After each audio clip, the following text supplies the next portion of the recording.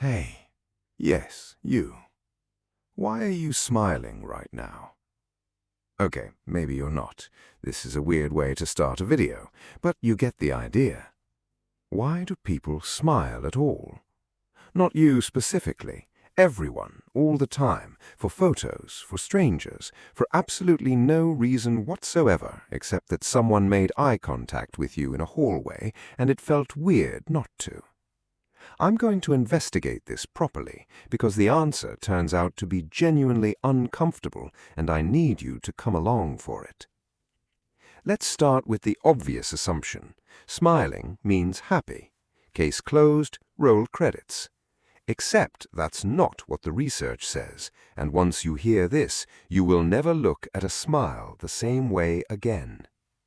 In 1872, Charles Darwin wrote an entire book about facial expressions, and he noticed something that a lot of primates do. Chimpanzees, baboons, several species of monkeys, they all have an expression that looks almost exactly like a human smile.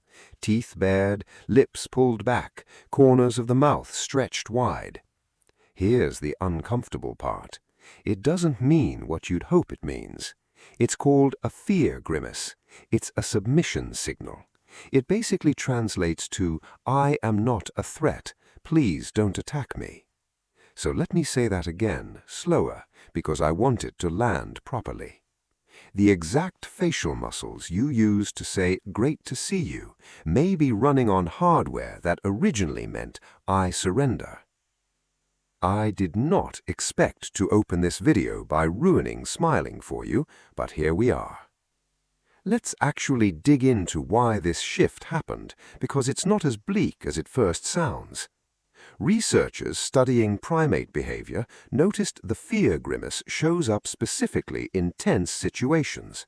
A lower-ranking animal approaching a dominant one, a risky interaction where the safest move is to visibly signal, I'm harmless. Over a very long evolutionary timeline in our own ancestors, that signal seems to have shifted meaning.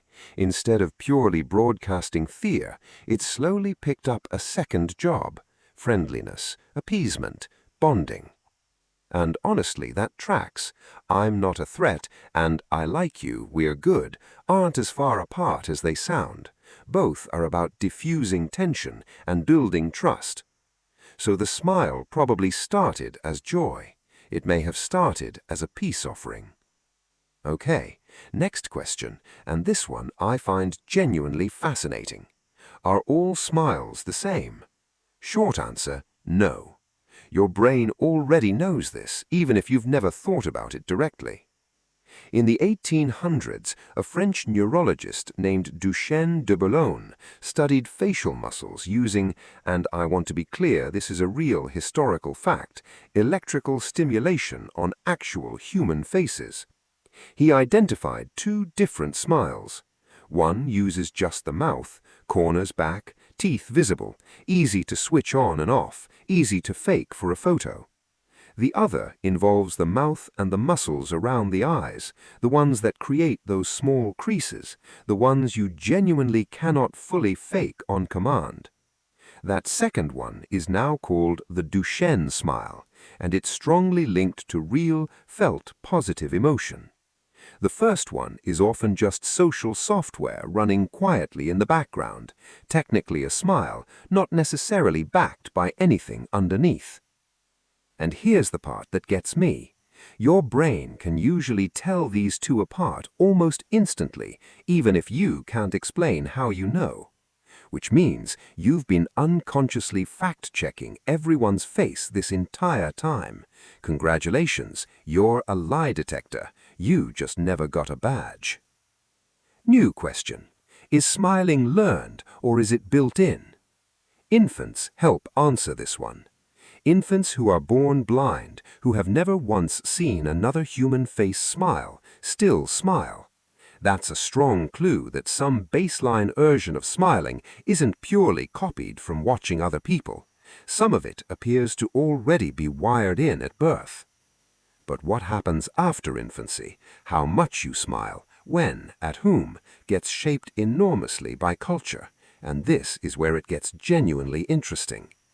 Some cultures smile at total strangers constantly as basic social lubrication.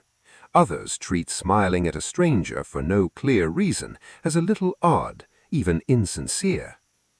In some Northern and Eastern European cultures, for example, smiling tends to be reserved more specifically for real amusement or real connection, not handed out to every passerby. Meanwhile, in places with dense, constant public interaction, especially in service and retail, near constant smiling became something close to a professional requirement. Neither approach is more correct, they're just different cultural rules layered on top of the exact same ancient signal. Which brings me to something modern and honestly a little exhausting once you notice it. The professional smile, the customer service smile, the have a nice day smile that functions less like an emotion and more like a job requirement. You are quite literally being asked to perform an ancient submission and appeasement signal all day for strangers for a paycheck. Somewhere along the way, a fear grimace evolved into "Welcome to the store," and that might be one of the strangest sentences evolutionary biology can produce. And then there's the selfie. Every time you angle a phone at your own face and produce an instant camera-ready smile, you're performing a learned, semi-voluntary version of an ancient social signal on command for an audience that might never even see it in person. An ancient primate submission gesture, refined over millions of years, now optimized specifically for lighting and camera angle. So back to my question.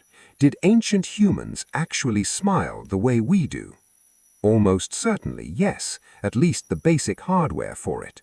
That wiring appears to predate humans entirely, inherited from a much older private signaling system. What changed dramatically is the meaning layered on top of it. From "please don't hurt me" to "we're safe together" to "say cheese" to a small yellow emoji you tap without thinking twice. The muscles haven't changed much in millions of years. What they're being asked to say has changed almost completely. So next time someone asks you to smile for a photo, you're not just making a happy face. You're running a very old primate software, one that started as a plea for safety and somehow ended up meaning everything is great, please like this photo. All right, I have to ask, can you actually tell a fake smile from a real one? Try it on someone today and let me know how it goes in the comments.